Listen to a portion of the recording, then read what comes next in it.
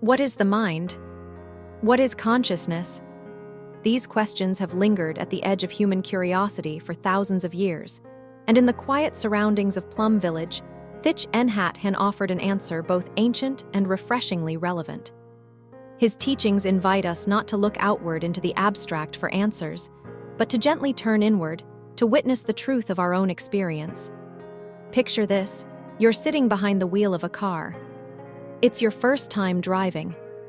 Every gesture, turning the wheel, pressing the pedal, glancing at the mirrors, requires focused attention. Your whole being is alert, vigilant. This is your mind consciousness in action. The conscious, thinking part of your mind working actively, like a spotlight shining on one thing at a time. It's effortful and energy intensive. But then time passes. Practice settles in. And one day, without realizing it, you find yourself driving smoothly while your thoughts wander to a conversation from earlier in the day or to the errands still waiting for you. Despite your wandering mind, you stop at red lights, avoid potholes, and navigate turns with ease. So what's guiding the car now? It's not your focused mind consciousness. It's something deeper, quieter. It's what Thich Nhat Hanh calls store consciousness, or core consciousness. This core consciousness is a fundamental layer of our being. Unlike the mind that speaks in words and reacts to thoughts, this deeper consciousness doesn't sleep, doesn't tire. Even when we are not actively thinking, even in deep sleep, it continues to function. When you shiver in your sleep and pull the blanket over your body, that's not your conscious mind reacting. It's your store consciousness, quietly ensuring your safety and comfort. In fact, this core consciousness is constantly absorbing, processing, storing information. It remembers patterns, it refines our responses, and it learns over time. Consider those moments when you react instantly to a near accident, before thought, before planning. That instant, seemingly miraculous reaction doesn't come from your slow-thinking mind consciousness. It's your core consciousness responding, faster than your awareness can catch up. Thich Nhat Hanh taught that this deeper layer of mind is always active, always present. It holds the seeds of everything we've ever perceived, our fears, our joys, our memories, our traumas. What we water through daily life, through what we consume, through what we dwell upon, those seeds grow stronger. So the quality of our core consciousness depends profoundly on how we live. Interestingly, mind consciousness doesn't act in isolation.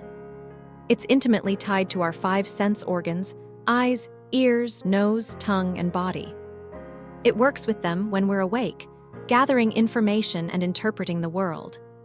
But it can also withdraw from the senses. In deep concentration or meditation, the mind may turn inward, disconnecting from external stimuli to observe the internal world more deeply. Whether scattered or focused, confused or lucid, both types of consciousness, mind and core, rely on the body to manifest. This leads us to a deep insight in Buddhist psychology. Mind and body interare. They are not separate entities, not two things glued together. They are two aspects of the same experience. Just as a left cannot exist without a right, or a front without a back, mind cannot be without body, and body cannot be without mind. A body without consciousness is a lifeless shell. A mind without a body is just an idea. They arise together. They manifest together.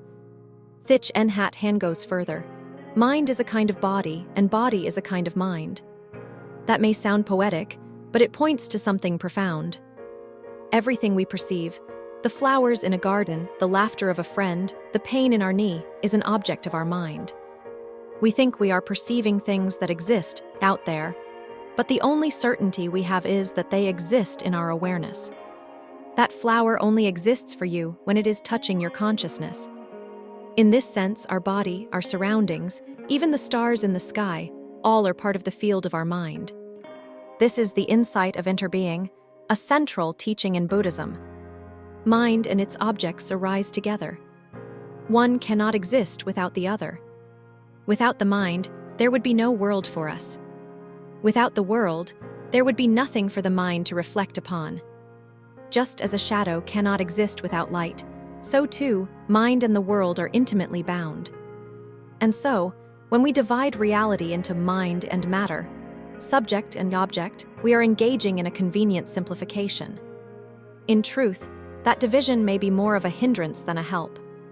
Thich Nhat Hanh suggests that our search for understanding should not aim to draw rigid lines between categories, but to dissolve them gently through mindful observation. Even modern science is beginning to echo this view, suggesting that intelligence, some form of awareness, might be a feature of the universe itself, woven into the very fabric of reality. This perspective resonates with the ancient Buddhist concept of namarupa, name and form, mental and physical phenomena leaning on each other for existence. It's not that mind causes body or body causes mind, but that they co-arise, coexist, co-influence. Your feelings affect your posture. Your breath affects your thoughts. Your environment influences your emotions. In every moment, you are the dance of mind and body, neither one existing alone.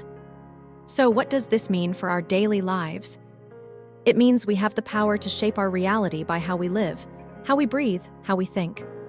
If we live with awareness, if we speak and act with mindfulness, we cultivate seeds of peace and clarity in our core consciousness. We nourish the continuation of a healthy, balanced mind-body stream. If instead we feed ourselves with fear, resentment, and distraction, those seeds are watered. And over time, they grow strong, silently shaping our perceptions and our reactions. The choice is ours. And so we return to the central question, what is mind? The answer, it seems, is not a definition to memorize, but a mystery to live into. Mind is not a thing, but a process, a stream, a field of awareness that is never still, never separate from the body, never apart from the world it reflects. By turning inward with the light of mindfulness, we begin to see this truth, not as a theory, but as a living, breathing experience. And in that seeing, we may find peace. A peace that doesn't come from escaping the world, but from understanding our place within it.